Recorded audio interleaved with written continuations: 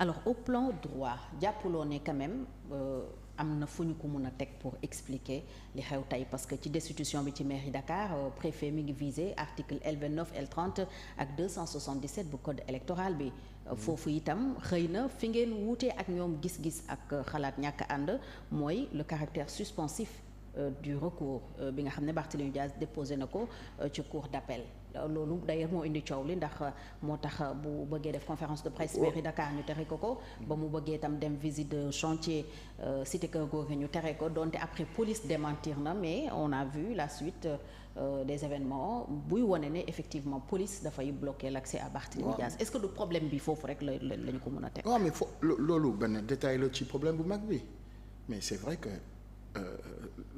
lu gars yi di def. À la limite même tu sais pas est-ce que da nga ci war a jooy wala reetaan parce que comme vous dites le recours est suspensif à partir de ce moment-là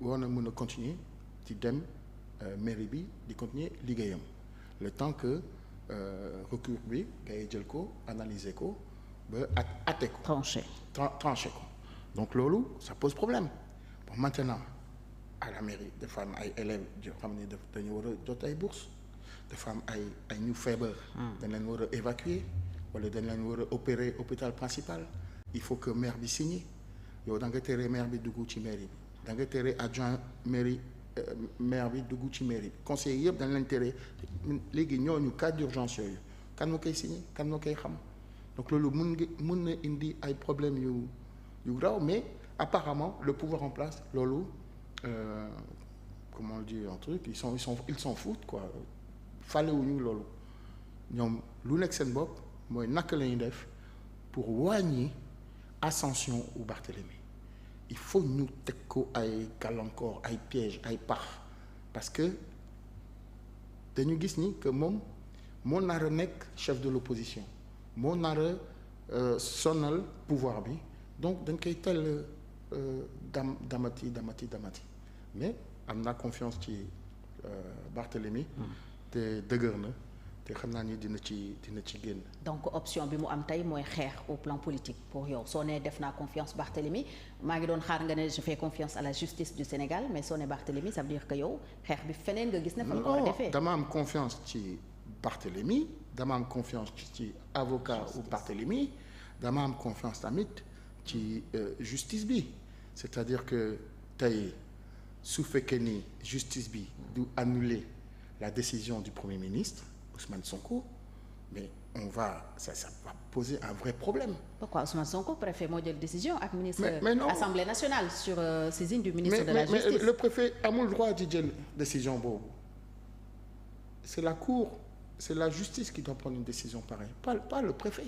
Le préfet c'est le représentant de l'État ou bien affaire yi dafa changer préfet mooy représentant ou État donc préfet mooy représentant ou ministre de l'Intérieur qui travaille sur les ordres comme l'a dit Sonko de Sonko. Donc pour yow c'est clair Ousmane Sonko moo nekk derrière la destitution. Mais loolu c'est une évidence. Loolu c'est une évidence on n'a pas besoin d'avoir fait Sciences Po pour comprendre ça. C'est Ousmane Sonko qui est derrière ça et puis tout le démontre parce qu'affaire bi dafa gaaw bu nga xamante ni dañ lay dindi assemblée une semaine après ñu dindi la mairie nga def conférence de presse. Même pas 5 minutes les policiers nekk fii di toj sa bunt. défoncer buntu bi mais loolu ça veut dire que loolu yëpp. parce que dañu jàpp ne boobu Barthélémy n'est plus le maire de Dakar et que amatul droit. oui mais ñoom waruñu jàpp quoi que ce soit. justice bi moo war a jàpp ni Barthélémy nekk na maire wala nekkul maire donc jaay doole boobu c'est-à-dire que changement bi rupture bi bu ñoom di annoncer. surtout ci wàllu justice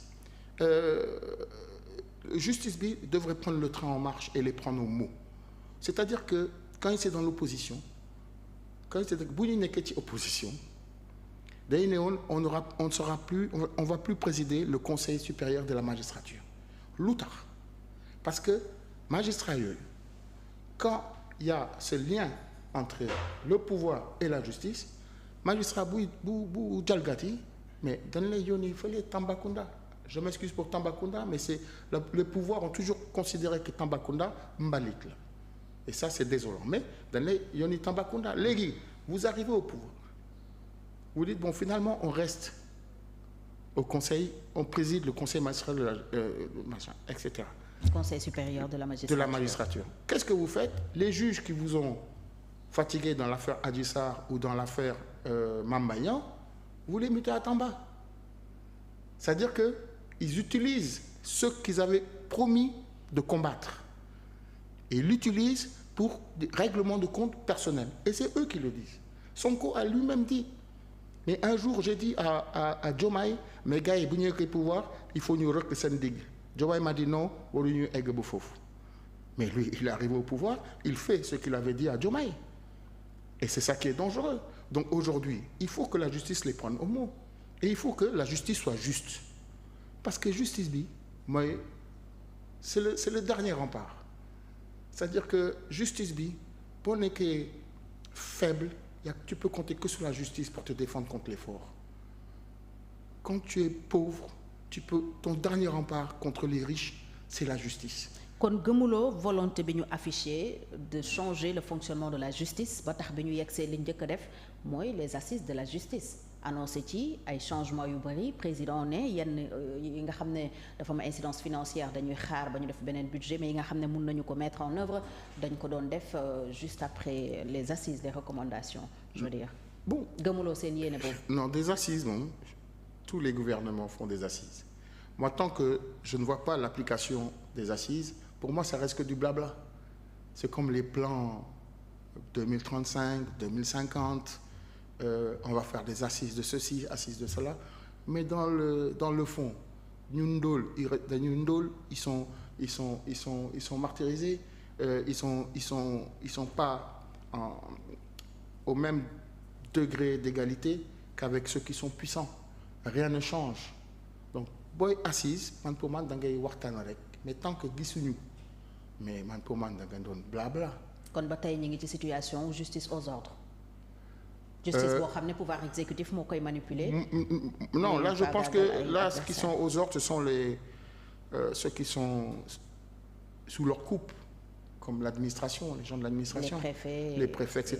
Bon, eux, ils exécutent des ordres. Le policier il exécute ses ordres.